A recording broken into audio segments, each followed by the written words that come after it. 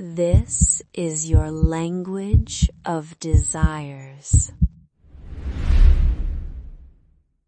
Guys, may tanong ako sa inyo Ano nga ba tawag doon sa babaeng swinger na single?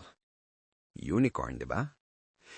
Paano naman yung babaeng may partner pero hindi alam ng partner niya na nasa lifestyle siya? Ninja wife ba yun?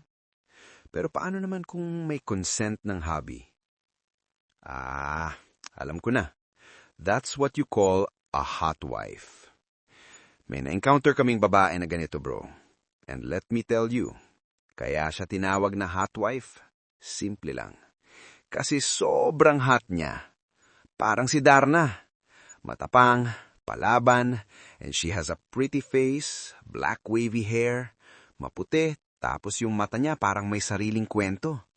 Tapos bro, basti siya. As in legit, kulang yung 2 kamay ko para hawakan yung dibdib niya. Ganun siya kalaki. Tapos yung katawan niya, hindi yung pang supermodel na sobrang payat. Curvy siya. Yung tipong shapely figure na hindi ka magsasawang hawakan. Ganun siya ka-hot, bro. So ayun na, nagkwentuhan kami tungkol sa kung paano kami napasok sa community. Handa ka na ba sa twist?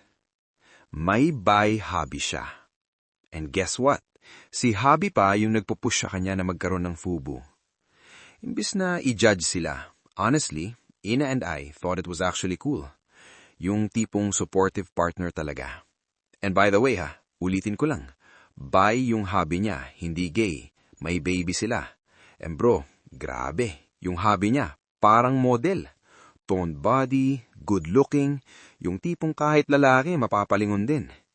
Pero syempre, minsan daw, may chance na good looking guy din ang hanap niya bukod kay wifey. Life is interesting, bro. Habang nagkukwento siya tungkol sa relationship nila, sinabi niya kung paano naging open yung marriage nila. Tapos bigla niyang sinabi, 10 years shitty sex life ko with hobby. Naging makulay lang after ko tinanggap sexuality niya. Pero kahit ganun, mahal na mahal pa rin niya yung hobby niya. And bro, very open siya sa kung ano yung gusto niya sa intimacy. Sabi niya gusto niya yung intense, passionate, walang preno. Ako naman napaisip, hindi lahat ng wife ganun ka-open.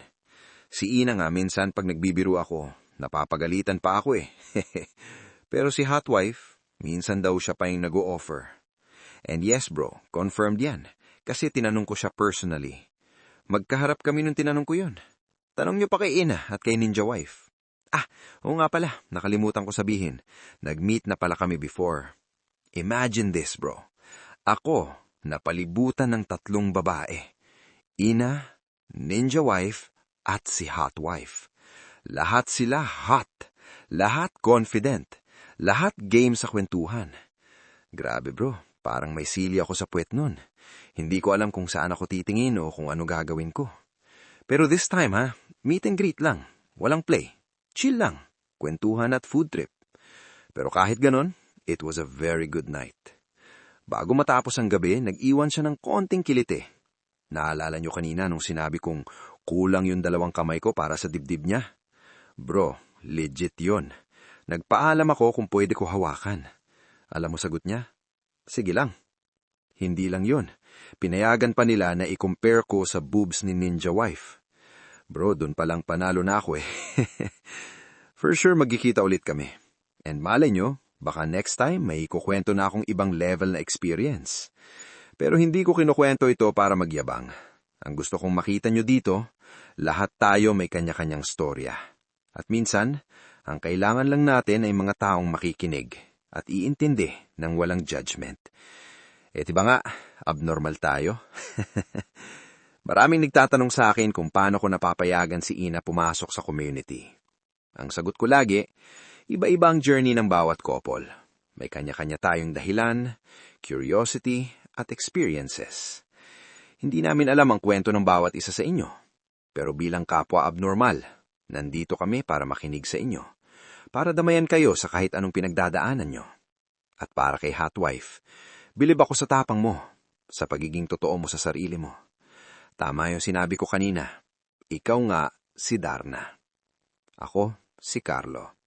This is your Language of Desires.